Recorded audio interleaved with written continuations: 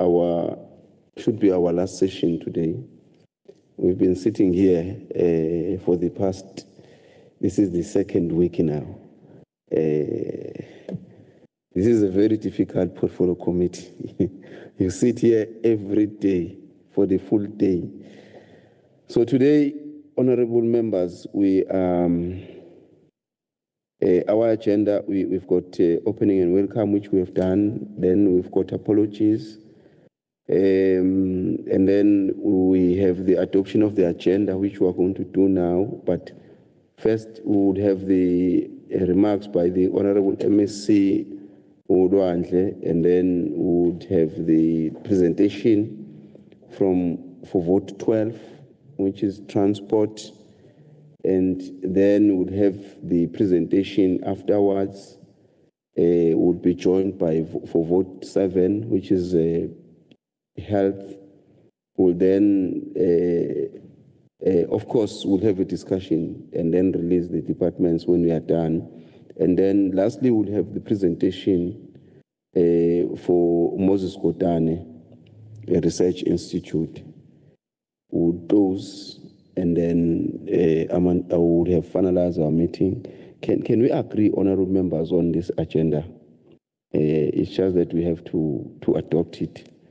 So we've got those two departments and an entity today. Can we, Honorable Nai?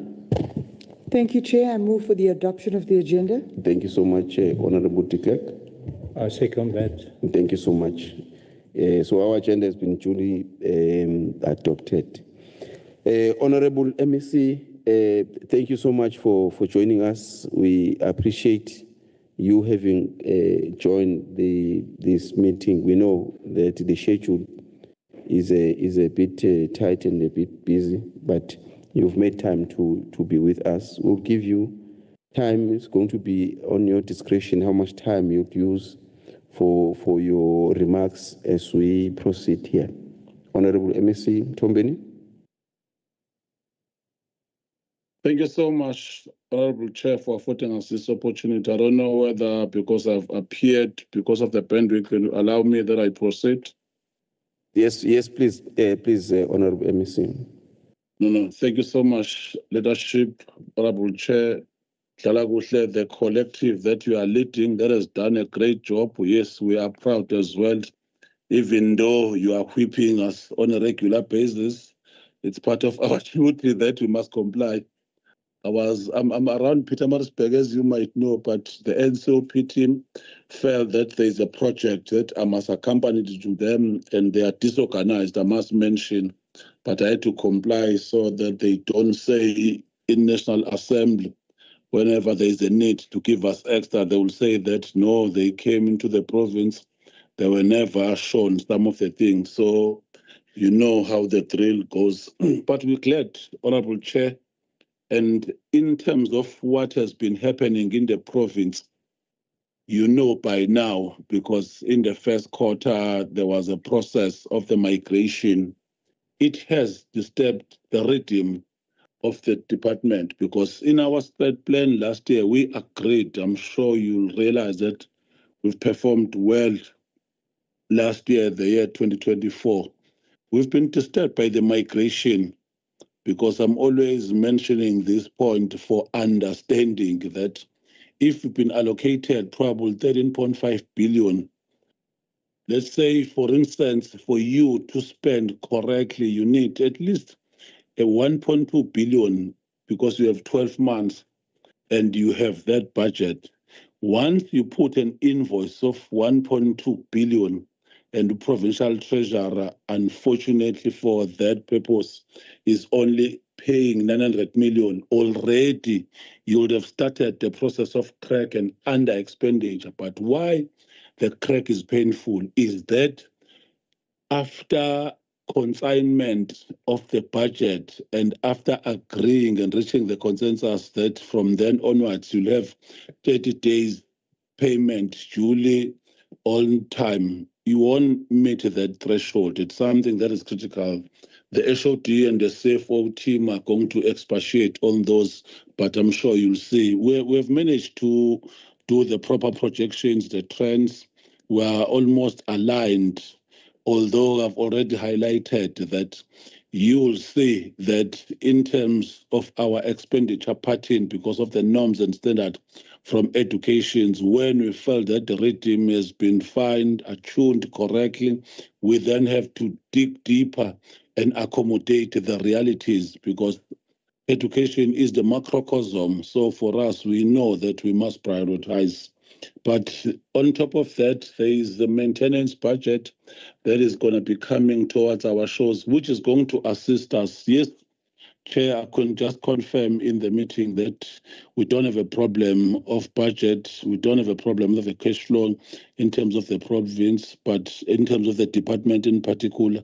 But already we just have to take into cognizance the issue of scholar transport as well. There is that 300 million already. If we could just take into confidence that the finance portfolio committees, that the money that we received from Department of Education has already been exhausted this year. Matriculants would have not go to school. Majority of the people would have not even write their examination. So it meant that we must do what we regard as reprioritization in our process, taking into cognizance. So it's our task. But yes, we've managed to do the processes. No one is going to have a black Christmas. DOT is paying the runs almost twice a week if there is a need. As we know that we've reached the embargoed period, something ought to be done in that way.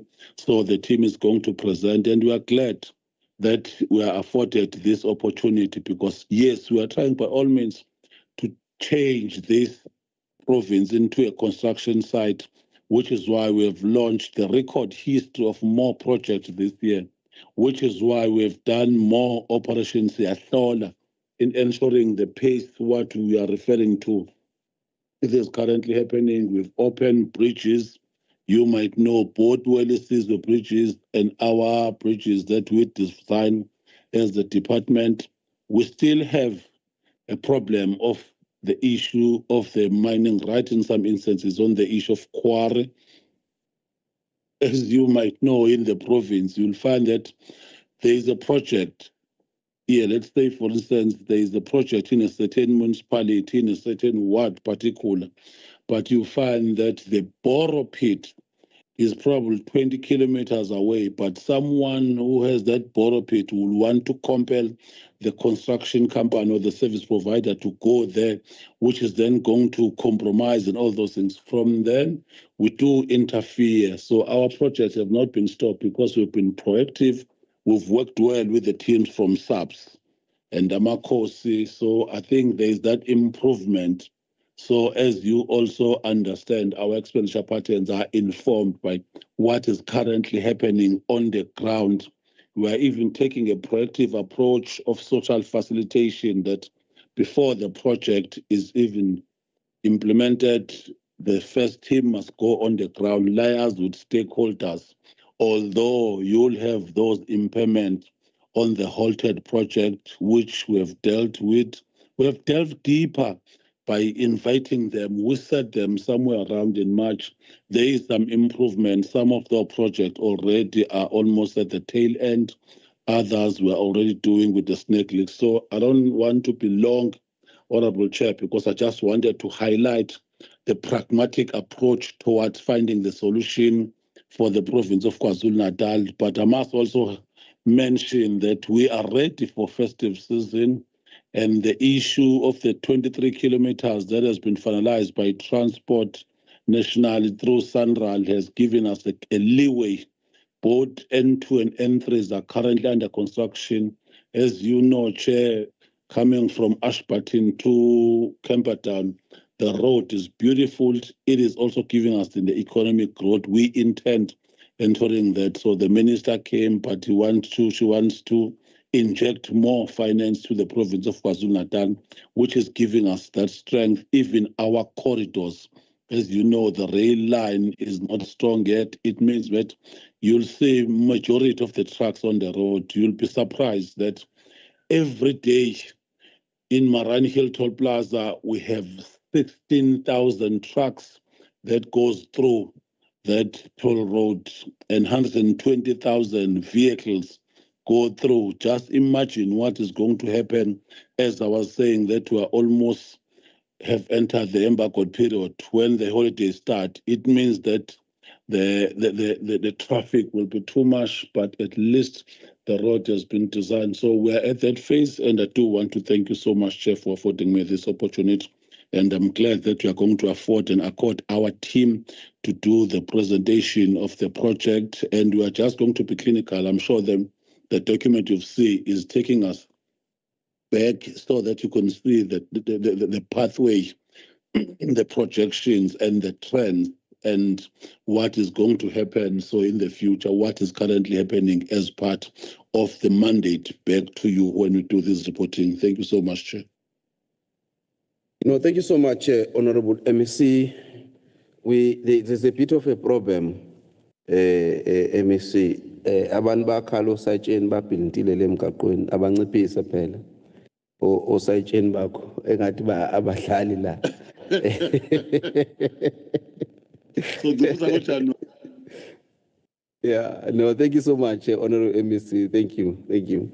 We will give the team, of course, MEC. Before, while you are here, I've got a bit of a worry with regard to the issue of learner transport and the budget overrun. I think it's over 300 million.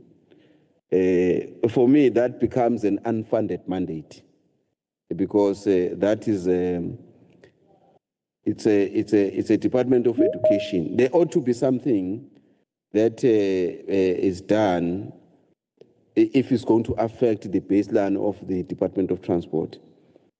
You know, I thought that because you've raised that issue, we need to pick up that issue, have a serious discussion with Provincial Treasury, together with Education, because it's similar to a situation where a negotiation on increase on the employees, the payment of employees, but you find that it's not funded. I've got a worry with that, because if it affects the department, their programs, something ought to be done between Education, Transport, and the Provincial Treasury. I think there ought to be a discussion. I'm not sure if you want to say anything, MEC, regarding that issue, because for me, it becomes an unfunded mandate. Thank you so much, Chair, and I'm glad that we are aligned. And I remember during your era, you were proactive in the approach. We raised this thing in the executive.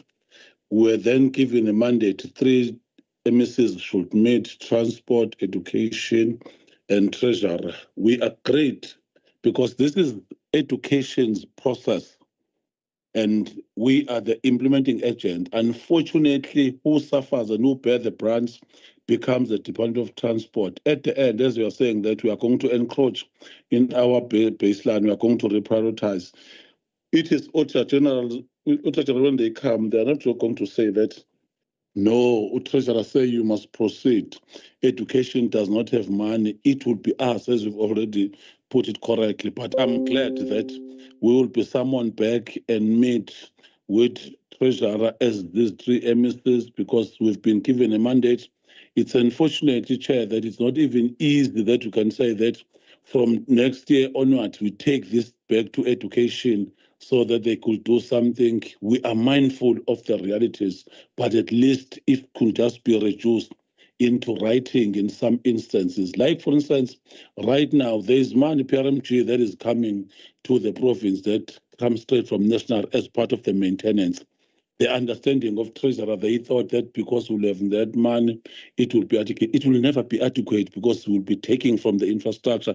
The only place that you could touch is the infrastructure budget. So it means that some of the roads are not going to be built this financial year, or a certain bridge is not going to be designed and being constructed because of that. So yes, Chair, we agree with you. If could at some point in time we are going to send a presentation towards that, and if it could not be someone, if it means that next year, Joanna, when we start the year. Thank you so much, Chair. Oh, thank you so much. We'll do that. Thank you so much, Honorable MEC. MKRI, with your team, welcome once more.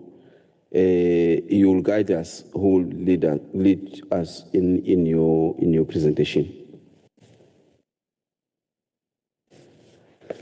Thank you very much, Chairperson. Let me greet the Honorable MEC Duma, greet you, Chairperson, and the honorable members present in this meeting. Yes, we have received an invite to present the mid-year budget performance review for vote 12. Chairperson, prior to us going through the report, you would have noticed that there's quite a number of annexes that are there. I would like just to go through them so that when the report is presented, members are aware of the annexes that we have. We have also did a report, that's a full report from the presentation that we have. We also favored the committee with the update on the unspent funds from RTMC. So those reports are here, Chairperson. As we indicate we've got a 26 TITS consolidated PRMG project list in our bundle of documents. And then we also have the PRMG plan for 2025-2026.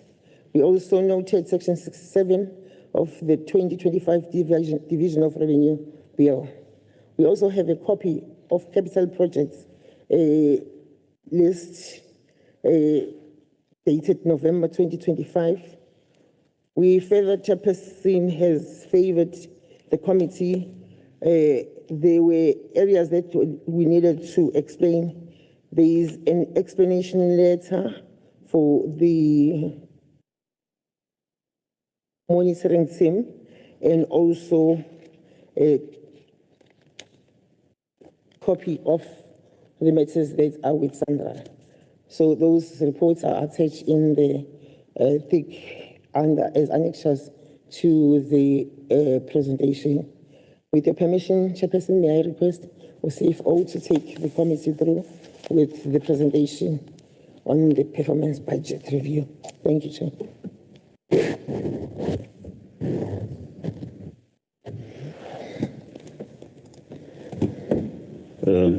Good morning to the Honorable Chairperson and Honorable members of the Portfolio Committee.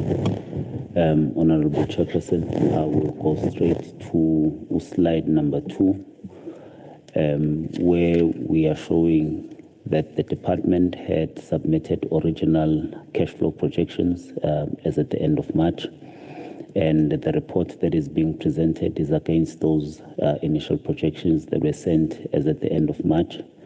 As at mid-year, the department was higher than the projected expenditure of 7.4 billion rand, where our actual expenditure was 8.3 billion rand, with an 896 million rand over in terms of our projections.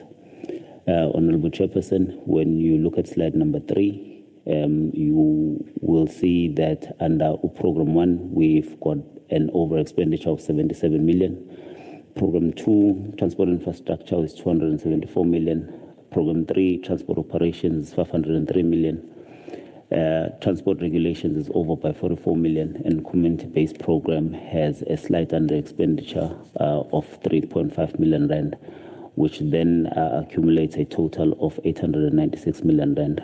However, Chair, when you look at our overall projections, even in terms of the IVM, the department is projecting an over expenditure of 319 million rand, which I will explain as we go further down, Chairperson, on to slide number 5. On slide number 5, Chair, the over that is reflected for administration is a result of our computer services where expenditure is higher than projected. But we have started a process of reviewing our IT contracts currently to ensure that there is no overspending, and also to ensure that what it is that is being billed to a department is for actual work done. The process is currently ongoing, where we are reviewing those contracts and making sure which they are aligned to their BOQs. However, Chair, we have also started a process where through the adjustment estimates, we will be making adjustments to ensure that at year end there is no over expenditure when it comes to that. Under Program 2, Honourable Chairperson, we are reflecting an over expenditure of 274 million rand. This is as a result of our rehabilitation projects that we've been undertaking throughout the province, where we are fighting against improving our condition of our road network by doing long stretches of rehabilitation that needed to be done. And as much as in the second quarter it's showing an over expenditure of 274 million rands, Chair, I can give comfort to the honourable members that because we are doing rehabilitations on these roads, and if I'm not mistaken, it's more than 100 kilometers of roads where we are currently undertaking a rehabilitation. The funds that would have been allocated for a maintenance, which is roughly about 300 million rand, that is in shortfall currently when you look at our goods and services. The 300 and something odd million rand then offsets the 274 million rand that might be showing as the over expenditure when it comes to this program. We are also undertaking to ensure that in the adjustment estimates we adjusted accordingly so that at year end we also don't have the over expenditure when it comes to this program. Under Program 3, Transportation, Chair, we are showing a higher than projected expenditure as a result of two items in the main. One, which is Learner Transport, where we are saying that we were allocated a budget of 343 million rand, which got depleted as at the end of August. So for August and September, the funding had to come from voted funds within the department, which comes close to about 100 million rand, where we have also have a higher than projected expenditure of 174 million rand with regards to our bus subsidies. And with these two items, Chair, we have reported previously to a Finance Portfolio Committee and to other committees that these are the two items that are mainly giving us challenges because of our restrictions that we have on how we are then receiving these funds. The first one, Chair, for Learner Transport, the over expenditure that is being projected in slide number 3 is because of 319 million rand that we are saying we will be in shortfall of at the end of the year for Learner Transport should we not get any additional funding from either education or provincial treasury. Then, Chair, that is where our main problem comes from for one. We have requested additional funding through the adjustment estimates. Responses have come back, and it does not look favorable in terms of a department, which then means that we will then have to stomach the 319 million rand with regards to Learner Transport and then try and adjust our budgets accordingly. For our transfers and subsidies, Chair, which is funding that comes directly from national, here again, Chair, the hands of the department, if I can put it that way, are tied in a sense that we inherited these contracts from National Treasury. I think it was in the early 2008-2009 where we inherited these contracts. And over the years, there have been escalations where we get funding for this program through the Public Transport Operations Grant.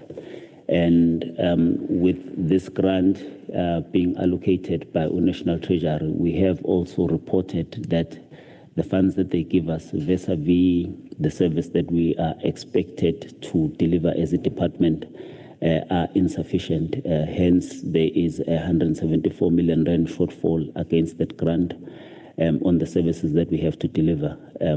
Chair and honourable members, we have looked at options to see how best we can remain within the PTOG, but when the department tried to intervene and go through a process of ensuring that we remain within. We were taken to court by the operators, where then the court ruled against the department and said that we need to continue with the service as is. And by continuing with the service as is, it means then we then have to suffer a shortfall of 174 million rand, which we have to find within, again, our own budget.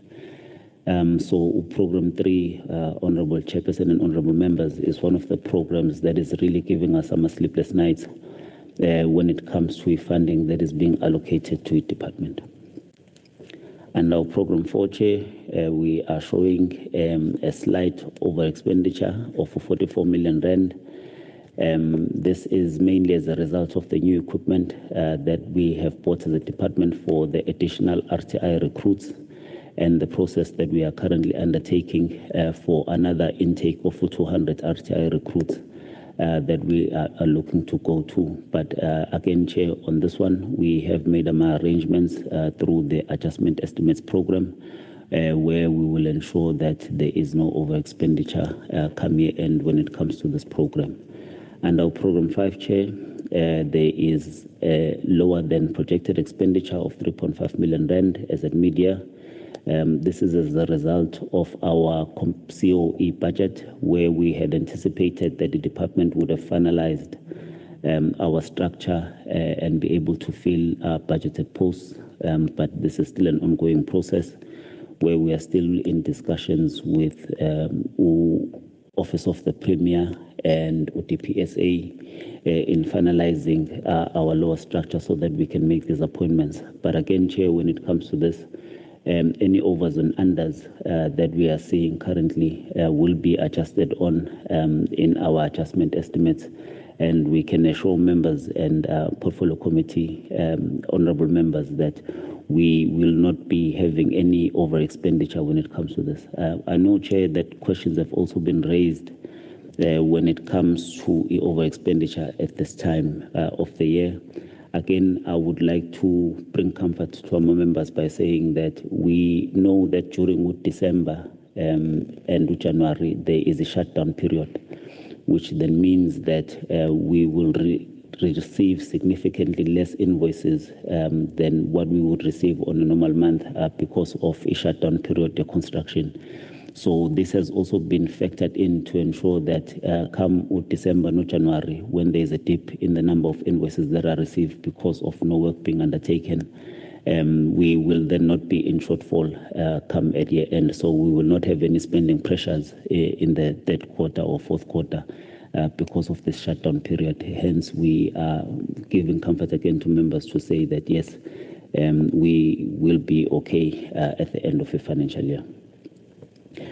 Honorable Chairperson, I will then move to slide number 9, where we are showing our expenditure under conditional grants. We are showing that currently we are over our conditional grants by 234 million rand. But when you look at each grant specifically, we can see that the provincial road maintenance grant is slightly under, sitting at 85 million rand when compared to our projections.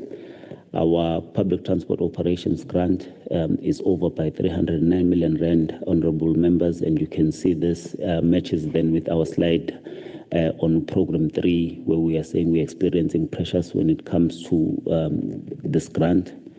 In our EPWP grant, we are also higher than projected with the over of 10 million rand.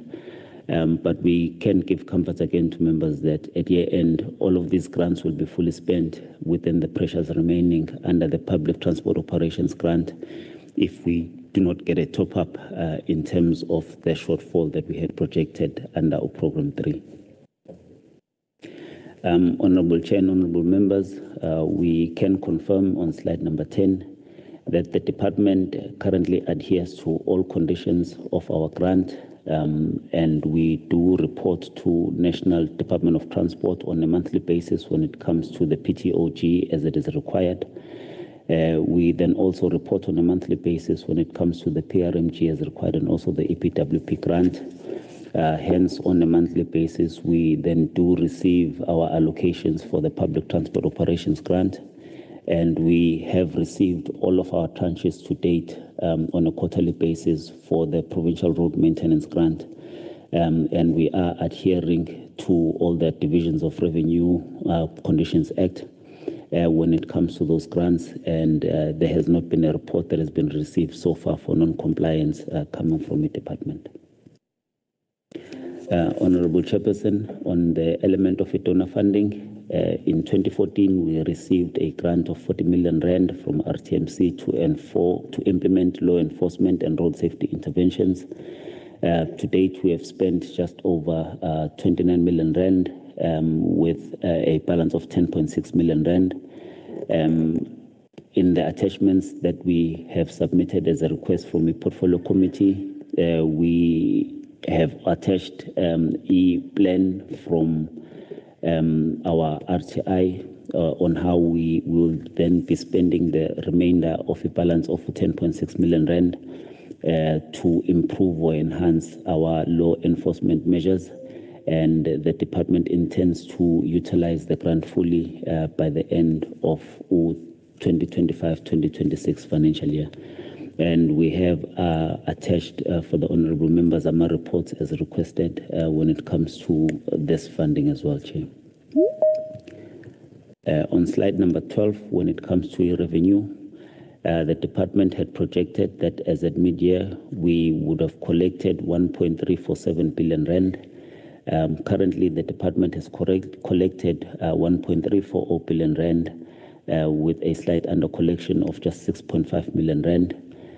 However, at the end, we are projecting that we will be in a position where we would have collected all funds that have been projected by department as we have intensified our law enforcement, where we then are able to collect our fines in the main when it comes to that. So we are also comfortable, honorable members, that we will reach our projected budget of 2.689 billion rand at the end of a financial year. Thank you, Honorable Chair and honorable members. Thank you so much, CFO Phazima.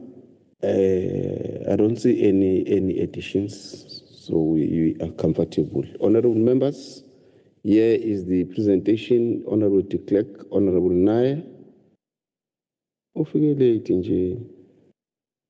Honorable Sam. Okay. Okay. All right. So we'll have those three. Yeah, those three hands. Yes. Honorable de Klerk. Thank you, Chair. Good morning, officials. You are here today to inform the committee that you're doing a sterling job, that you're on track to achieve your goals. If we balance that against the following. Firstly, on page 199 of the Green Book from Treasury, the mid-year expenditure for this vote was above the projections at 113.3% on all programs, or with all programs reflecting overspending, to the amount of 2.3 billion rand. How does that work hand in hand with good governance? Then, if we look at the processes, if we then look also at the following, and that is that there is low spending against maintenance is a concern. The departments need to address the issue of slow progress. Then, even worse, is that it appears, according to Treasury, that proper planning is an issue of this department. This is due to various projects undertaken that were not budgeted or projected for. How on earth do you do that? Start with programs or do programs where there's no budget. So it's not just a matter of overspending, it's also of ignoring good practice in budgeting and proceeding with things that's unbudgeted for.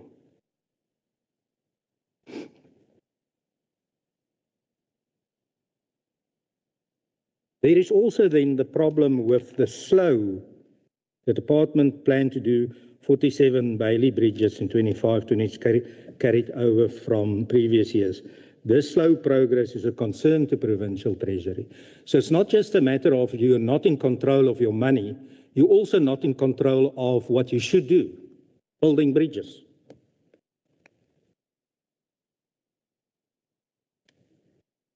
So if we take all of this into consideration, you know, one thing I forgot, 2.3 billion accruals.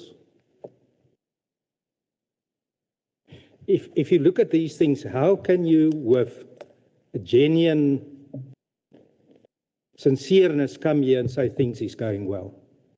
Or are you saying that things is going badly? Because if it is badly, it is management.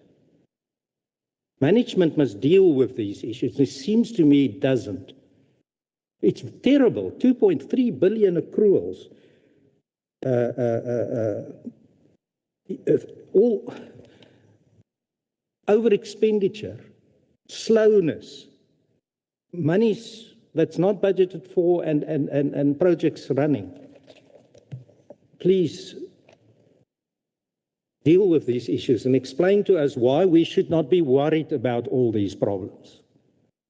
You say that you're going to you will not overexpend, but how can we believe you if all these things is happening?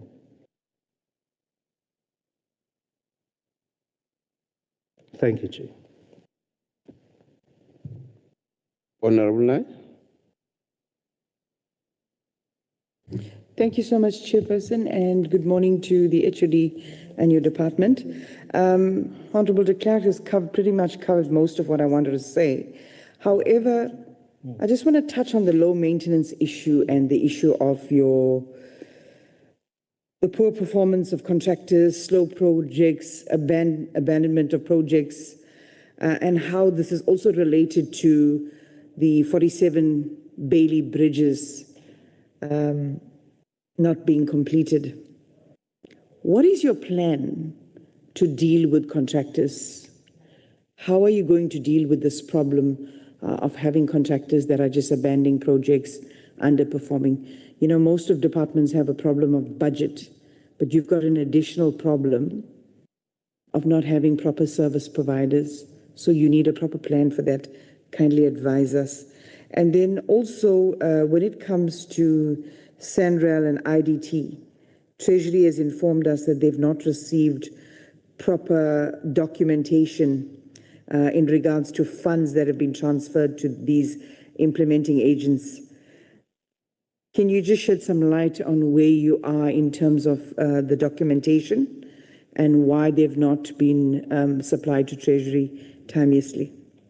Because it's important to have an idea of what's spent to date and the progress of each project. Thank you so much, Chair. So much, Honorable Seme. Thank you so much, Honorable Chair, and sorry for being late. For the second time. Honorable Text noted. Morning to the department and the honorable members. Actually, Honorable de Klerk covered me partially on his questions, but mine are based on the total higher than projected expenditure, which is stated to be 896.833 million, but the program variance adds up to the approximate amount. So my question is the stated total exact figure correct, or it should be rounded off? Second one is, are there any other contributing factors to the 896.8 million variance that are not captured in the 5 programs that we still need to be aware of? And the last one is, what is the department overall plan to absorb or fund the 896.8 million higher expenditure by the year end without incurring more unauthorized expenditure? Thank you. Honorable Tex. Thank you, Chairperson. Maybe the question I'm going to ask is more related to for the portfolio committee, but I'm going to ask it because, and it's not addressed to the officials, it's addressed to the MEC. Because the MEC raised that I was online driving here to the meeting when I was listening to the MEC. The MEC raised it, and also Honorable Naya spoke about abandoned projects, so I think it will actually be related to abandoned projects. You see, the MEC again this morning said that we are turning KZN. KZN is a construction site already, or they're turning it into a construction site, the whole of KZN. So when you turn the province into a construction site, there's an economic boom, and the economy is growing. And I raised it previously with the MEC during a debate. A construction site to whose benefit? And I want to ask the question again, because I assume that when we speak about abandoned project, it's mainly people of my kind that abandon those projects get abandoned. It's mainly African people, black people that fail in the project, not because they are useless or anything of their sort, but because of historical conditions that make them not to be able to compete at this level. Now, I have a serious problem, Chairperson, with the issue that the Honorable MEC raised, that it's a construction site. And I can see, when I travel in KZN, I can see the construction site too. But it pains me when I know that this construction site is not for African people, it's not for black people, that we are mainly the laborers there. And the economic spin-off is going to a tiny minority grouping, which I will say here clearly, mainly to the white community and to the Indian community, to some extent to the Indian community, but mainly to the white community. And now the Chinese are also benefiting. But African people are nowhere to be defined. You must know we're living in Africa. The majority of people in this province is African. And if you go to China or you go to Europe or you go to any other country, it's unthinkable to find Africans there running those economies, and those construction sites are dominated by people other than from the country. So when we speak about the abandoned projects, we speak about the economic boom in the construction site. The MEC must find ways of how we're going to uplift and empower, truly empower African construction companies, so they be able to benefit from, and not only just benefit, they must lead. They should take their lead in these projects in a province. So we must find a balance sometime or the other. The MEC needs to work on it. I remember during Sbu and Zweli's time, you could see African people have arrived in this problem. They were involved in projects because they were partnered off with with big established companies. But I think the courts have made a ruling on that issue. But we must find a way on how we're going to ensure that we bring African people into that construction site so they can benefit from the economic spin-offs. And in that way, we will be addressing the issue of abandoned project. And it pains me also to see black companies getting blacklisted, and they now no more can compete for these projects because of lack of capacity and a number of other factors. So I think the MEC have the same views as me. But I think we must do more to try and deal with it. Thank you very much. Yeah, you see, this question came before your question, Honorable Tex, and I think it was dealt with at some point, that there are projects that were given to historically disadvantaged, huge projects. All of them are on standstill. Majority of them had to be seeded or subcontracted subcontracted into the now established former or previously advantaged entities, a number of them. And I think probably the question will be what other programs are, as we are saying, are being made to ensure, because I think the issue is all about business management. When you are a company, you've been given 500 million project. You do not think now you have arrived. That you've got 500 million. It's a project money, and I think those are programs that I think the department could be in the position to say this is what we are doing. I don't think that there was we regressed as the province as much. Many, even today, projects are on standstill, not because there's no money, but because of one reason or the other. Could not necessarily be capacity. They might be having all of the required capacity. Could be about financial management, financial and business management. But the department will speak on for themselves. Yes, HOD and the team. Thank you, Honorable Chairperson. Chair, I will start with the questions the Honorable de Klerk had asked on the 2.3 billion rand accruals that we had. Yes, Honorable Member, we did have 2.3 billion rand worth of accruals that we had reported at the beginning of a financial year. Of the 2.3 billion rand, of the 2.3 billion rand, about 500 million rand of that was relating to our payover for revenue, which is what we needed to pay over to Provincial Treasury, which we did. It was just a timing issue when we reported it, which then left us with just 1.5 worth in terms of our accruals and payables as a department.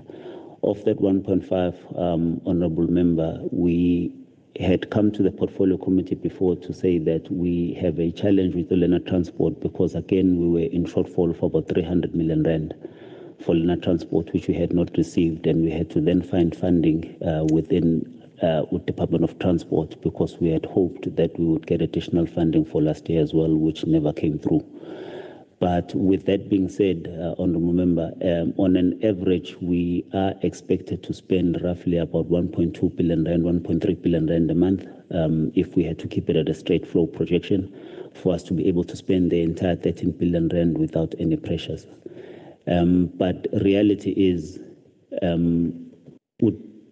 December and January would be slightly low because of that shutdown period, as we've explained, which means that the other months would have to be slightly higher to accommodate for the low expenditure that we will be expecting in December and January, and then it starts to pick up again in February.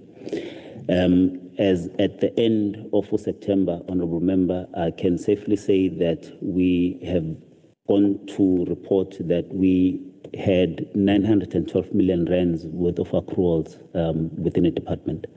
And our current over expenditure in terms of the straight line cash projections that we have is only 800 million rand and not 2.3 billion rand.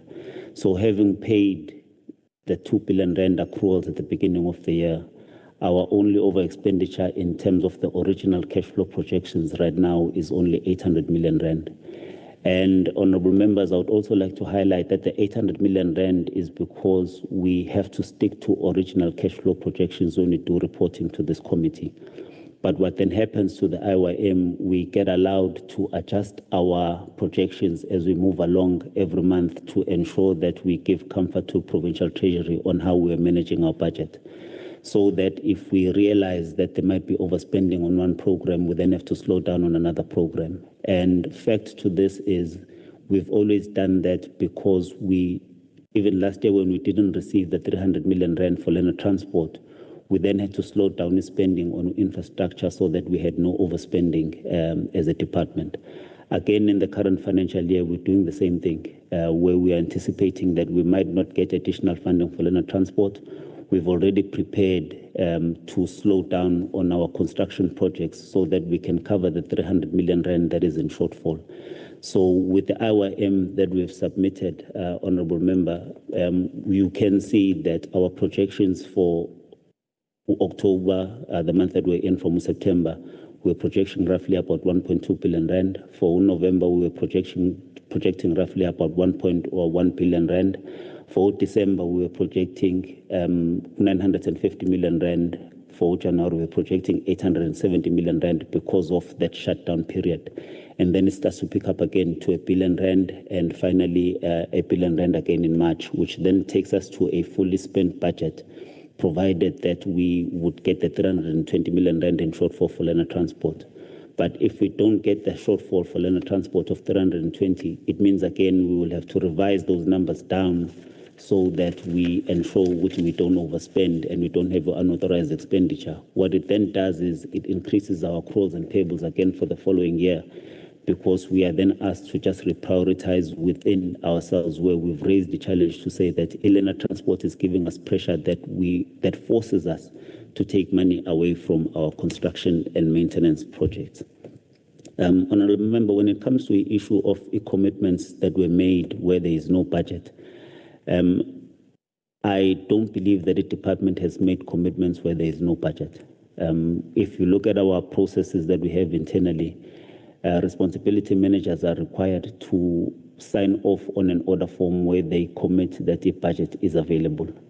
I know that maybe these numbers were taken when you look at our commitments vis-a-vis the allocations that we have.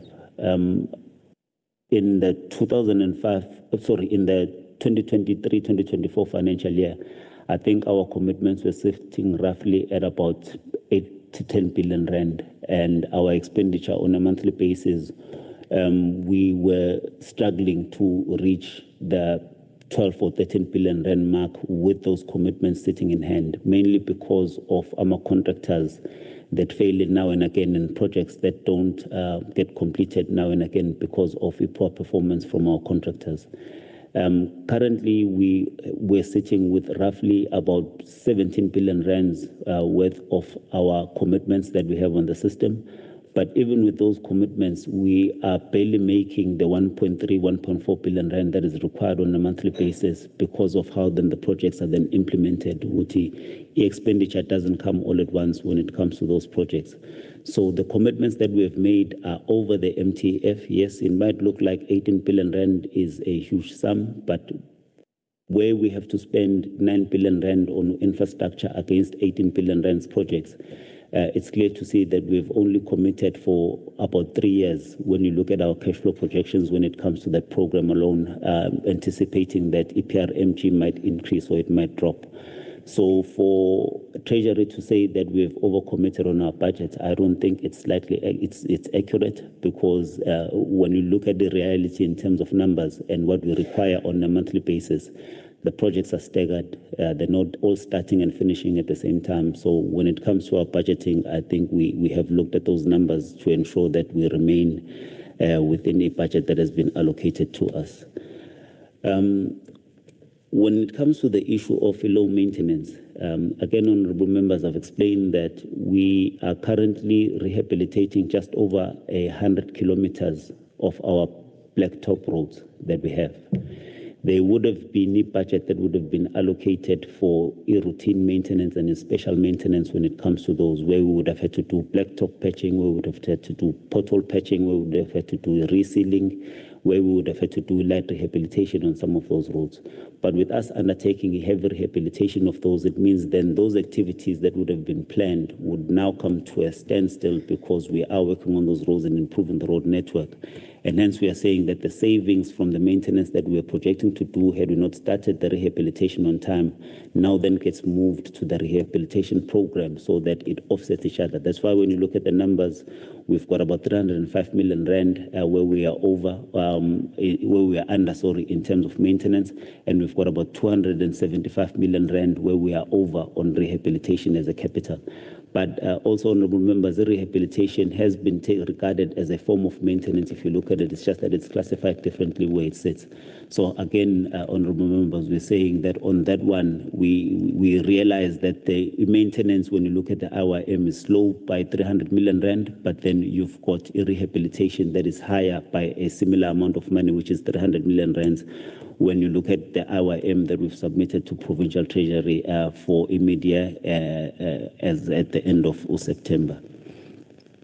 Honorable members, when it comes to the performance of our contractors, I think the Honorable MEC has raised this before on other platforms to say that in the main, the department appoints AMA contractors as per their CITP grading, where you would expect that AMA contractors have the necessary capacity and capabilities because they would have been vetted by CITP. Unfortunately, we've come to realize that that is not the case because some of them buy these certificates, some of them buy off-shelf companies, and some of them don't have the necessary capacity to go and start. Where you'd find a grade 9 being awarded a tender of over 500 million rand and they're struggling to establish for a mere 5 million rand. That then gives us problems, and it makes us realize that with the cash flow and capacity that they're supposed to have on hand of about 30 million rand, if you're struggling to site establish for 5 million rand. My apologies, CFO. This is directed, really directed to answer you, Honorable. I see Honorable Seme is very powerful there, but so that you pick up what the CFO is saying. Mpazim. Thank you, Honorable Chair. So when you really have more contractors that are now struggling to even site establish at a grade 9, it then goes to show that we are really facing a problem when it comes to the performance of these contractors. And unfortunately, or I don't know whether to say fortunately, we rely on vetting that is done by UCITP. Hence, we have undertaken to be on talks with them to see how best they can assist the department. But as a remedial measure for us, what we have at the moment is to then start a process of termination with these contractors and making sure that they never have to come back and be reappointed again. As much as it's not an ideal situation, because if you are doing a rehabilitation project, for example, and you then have to terminate in the middle, some you might find would have already milled the road, which then causes other problems to road users when it comes to the program. You then have to start a procurement process again, where you then have to employ other contractors where you may not be sure whether they'll have the capabilities of finishing that project. So it is a problem for us as a department, and our best bet would be to have then a discussion with the CITP on how they then do vetting of these contractors that come on and do performance when you're looking at higher grades. Honorable members, again, in the department trying to curb the problem that we had, because we had learned from previous contracts in the early 2015s, 2016s, where contractors were failing. We then opted to move away from mainly on rehabilitation programs from your grade 3, 4, 5s, and 6s. And we said, let us try an option where we look at the higher grades, because we felt they might have the capacity. But now even those grades are failing us, because that was our mitigation to say, then if the 5s, 6s, and 7s are failing us, then move on to the 7s, 8s, and 9s. But those are failing us as well. But the difficult part on this one, honorable members, is you take the very same contractors and you put them on Sanral. You will find them performing for Sanral because I don't know for what reason they don't want to perform for a department. The stretch of road between here and there, some of the contractors that were working on those roads are departmental contractors. But when it comes to us, they are not giving us the same service and the same level of performance they are giving to Sanral. Hence, we have now started a process of taking them to task. We have met with AMA consultants, which we believe are not giving serious attention to a department, where to date, I can say to AMA members, I've even set up a date for 56 million rand for one of those consultants, where we have felt they're not taking the department seriously, and they're not giving us the same standard as they would to Sanral, which means that somewhere along the line, they have felt the department doesn't deserve the same standard. And those are some of the problems that we are undertaking, and we're mitigating to them to say, let us take them to task. Let us show them that we are serious about the service delivery, and there cannot be double standards in terms of how we receive a service and how Sanral then receives a service. But those are some of the measures that we've put in place where we are now claiming against the performance insurance, where we are claiming, where we are raising debts against them, where we feel they're not taking the department seriously when it comes to that. So we are dealing with both contractors and consultants at the same time when it comes to this, to show that we require the same standard of performance from both of them when it comes to contract monitoring and all other issues. Honorable Chair, when it comes to the 896 that was asked by Honorable Seme in terms of where we are planning to find the funding for the 896, on the projections that we've submitted and the numbers that I've raised out to honorable members, we do believe again that we will not have an over expenditure because we would be put into a position where if we don't receive the funding for Elena Transport, it means for us we have to slow down then on infrastructure projects. It means when we reopen again, January, February, some of the contractors might have to be delayed in terms of coming back, which is not ideal for service delivery, but for us not to be found wanting with over expenditure and unauthorized expenditure, we then have to ask them to return to site maybe towards the beginning of February, so that even if they start work and they do our measurements, at least they are a month behind in terms of work done. Again, it's not an ideal situation for a department because it comes with a whole lot of other matters that come through. If we don't get enough funding, we might get claims for extending time, and extending time comes with an issue of fruitless and wasteful expenditure at some point if that then gets to happen. So the issue of a department not receiving additional funding to assist with these programs that are giving us pressures under our Program 3 for Elena Transport and the Public Transport Operations Grant, it increases the burden of about 600 million rand from infrastructure, where it's the only program where we can get that amount of money and where we can get that funding. So our challenges are really serious, honorable members, when it comes to these.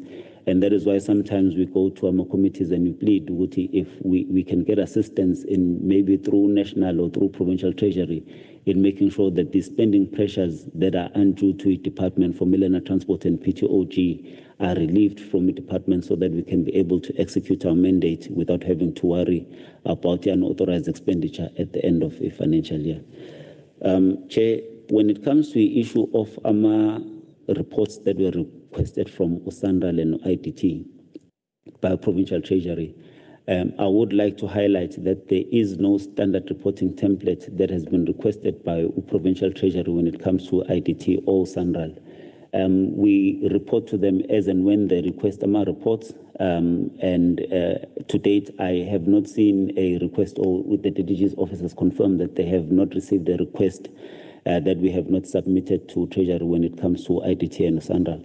However, honorable members, through requests from a portfolio committee, you have requested that we give a breakdown on those projects and the performance of those, and we have attached those reports for our committee members and honorable members so that they can get to see our reporting when it comes to Sanral and IDT. However, if Provincial Treasury feels that it should be a monthly report that we submit to them, we will comply as a department and we will submit those reports to them on a monthly basis.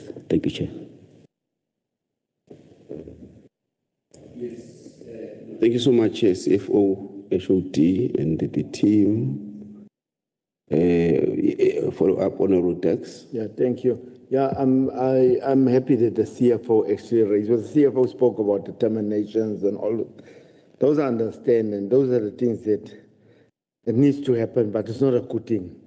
But I understand the department needs to do that when it's underperformance, when the grade 9s can't even do site establishment. Then the department then is in a situation where they have to now consider terminating and cancel this contract. I understand that the department has to do that to safeguard itself, but it's not a good situation. But I'm happy you have raised the issue about Sanral, but I think therein lies the solution. Because you are saying these very same contractors perform there, but they can't perform there. I think we must establish exactly what is happening at Sanral. I think Sanral has pros. Central has processes in place. There's strict processes in place, monitoring, evaluation processes in place where contractors then they are sort of mentored when they're when those contractors are on the Central job. There's this process are in place that actually mentor them, and that's why they can perform. They're not left on their own. They are actually mentored when they're in the thing, and that's why they deliver. And sometimes even the main contractors come in and assist too. So I think the department must look at the Central model in order to assist these contractors, and also you must explore the legality or the legal ways of how we can actually do joint awards when we go out on tender, where we look at the legality on doing joint awards, where you say you take Rubex, and you take another company, a black empowerment company that's got grade 9, you give a joint award, not linking them up, because that's where the court found against us. But you must find legality and keep doing a joint award. I think Central got those processes in place. That's why the contractors are performing there. And we must try and do that at the transport department. Then I'll be very happy with the construction site that Honorable Duma is speaking about. And also Honorable Duma is very correct, the MEC. Once they open all the roads from here to Durban, it's already a beautiful ride. It's already a beautiful ride. There's only here and there's still bottlenecks for some construction. But once it's complete, that is one of the masterpieces of this province that they have delivered. It's beautiful. We're going to drive on lit roads from here right to Shongweni. Then we'll just go up there and we go down to the toll gates, again lit roads. So it's going to be, it's one of the very good projects. But what I say, African people must economically be empowered in these projects. In fact, they must take the lead in these projects. We want down to see African people arrive here in this province. Thank you.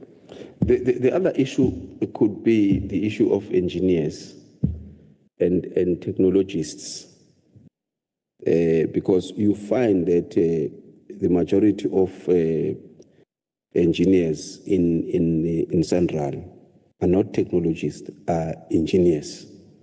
And that could also have an impact, because when your project engineer is not at a higher level, is at a lower level, could have an impact on the performance also of a contractor or of a project. It doesn't seem that it seems we've exhausted our issues. HOT. May I come briefly, Chair? Yes, definitely, MEC. I'm going to give you your time before we finalize the meeting. Definitely. Just one issue, HOT, is the issue of accruals. I think we must watch closely the issue of accruals. We had a challenge beginning of this financial year with over 2.3 billion on accruals. That becomes a problem, and I think that's what has eaten a lot of your budget. I think this is the issue that we need to deal with. Yes, MEC, we will then give you to do your closing remarks or any other comments. You will be the last person speaking.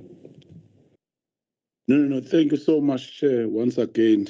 And I'm glad both yourself and Honorable Dexter, how you've elevated. I'm not suggesting other honorable members did not, but I'm specific on the issue of the infrastructure, which is why I do want us to raise a principal matter. In particular, Honorable Dexter is talking broadly that at Central, it started by FCFO when he stated, Honorable Dexter at least is privileged enough to state a company. I'm not going to state it. I could just say that it started with R. That company and other group companies in Central, go to Central across the board. That company in the province that starts with R has project value of 12.8 billion from Central. It became easier for them to go to the bank. These are the bankable projects. So when it comes to the issue of circulation of money, it becomes easier, and the monitoring. In Central, as I've already highlighted, that they only changes 7 companies. You'll see them, whether you are here, whether you earn 1, whether you earn 2, relatively the same. Whether you go to Eastern Cape, it's the same thing. When it comes to the province of KwaZulu-Natal, remember we have a duty of ensuring that we distribute fairly.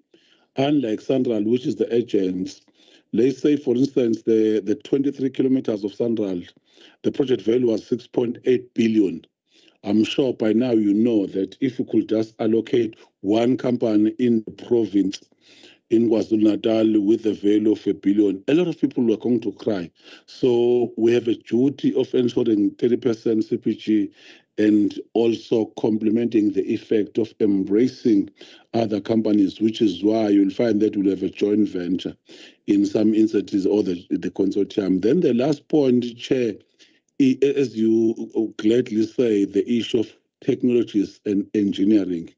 That must be another variable. But the reality is that we rely upon CPG, which is why beginning of the year we are still going to meet them, because for us to determine that a company has CITB 9, we rely upon that professional body. And in that professional body, you will find that if you are CITB 8, you must have 13 million at least in your account, floating account. If you are CITB 9, you must have 20 million. Others are able to say, even to do that fraudulently, that they will reflect that they have 20 million. But why there is a problem is that 20 million was fictitious. They don't even have the sets. For you to be CITB 9, at least you must have 5 sets.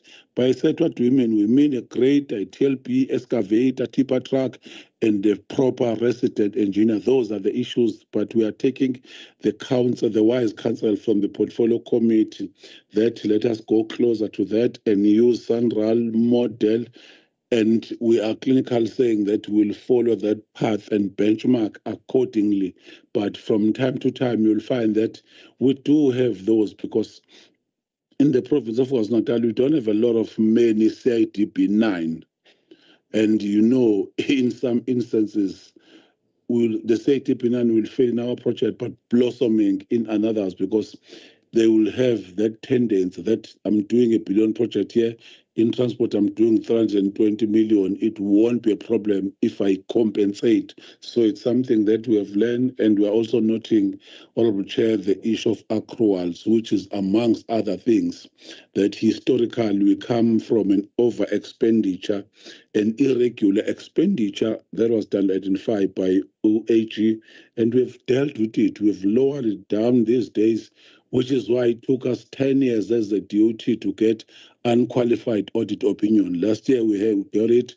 This year we have it with certain conditions or with certain matters, something that we are going to be clinical, because we aim for more, as we know that this is the public purse and we must maintain it. And thank you so much for giving us this opportunity. So much, MEC. And the team, transport, thank you so much. We have come to the end of our meeting. We appreciate your presence. We hope when we come back, we meet next year, it will be good news again. Yesterday, on Tuesday, we had a presentation from Department of Education. They're turning a corner. So we are hopeful that all of these initiatives that you are also doing, of course, you are not similar to education. You are far, far, far better in terms of your financial position. So, but we really appreciate, let's do even better next year from what we have done now. We really appreciate. Thank you so much, HOD and your team. Kukhona abanye abangazange besakhuluma bandla besiyafuna nabo ukuthi bakhulume phela. Ngasade sekuba Eshotini CFO. Next time angithi sonika abanye kakhulukazi siyayithanda i-team yakho because engathi nama-female. Ke kwafika lama members the problem in one of the team eyayamadoda wodwa. Kwabe kwafika enye team futhi abantu besifazane bodwa. Bajabula ke aba honorable CQ ukuthi no imbokodo ibambini. So but your team is well represented. Thank you so much Eshoti. Siyabonga. Meeting is closed.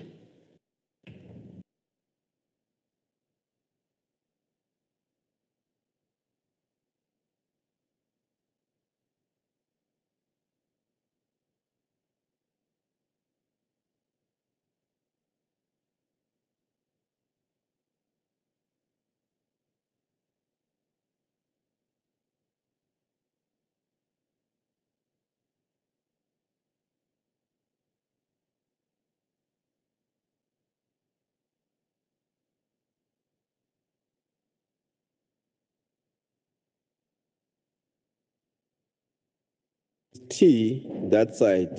So if it's possible, you are invited. Honorable members, we're starting our second session at 10. So you can grab tea and come back.